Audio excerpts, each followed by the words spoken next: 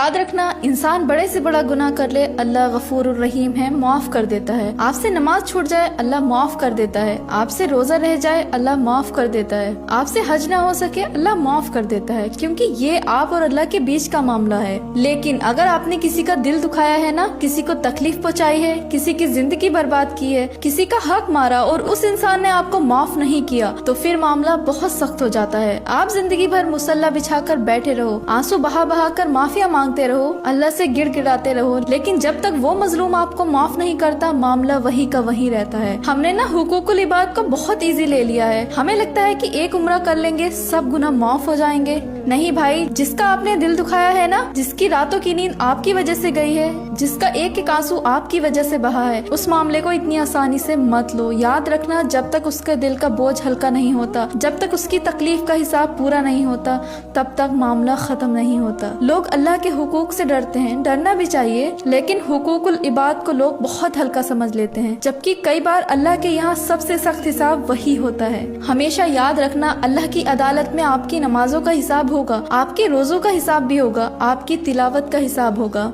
आपकी तहज्जुद का हिसाब होगा, लेकिन उससे पहले ये भी देखा जाएगा कि आपने अल्लाह के बंदों के साथ कैसा सलूक किया है। और अगर आप किसी का दिल तोड़ कर आए हो, किसी पर जुल्म कर आए हो, किसी का हक मार कर आए हो, तो मुमकिन है कि आपकी नेकियां भी उस इंसान को दे दी जाएंगी जिसका आपने दिल दुखाया है। इसलिए गुनाहों से पहले लोगों के दिलों से डरो, क्योंकि अल्लाह से माफी मांगना आसान है, लेकिन टूटे हुए दिलों से माफी मिलना हर किसी के नसीब में नहीं होता।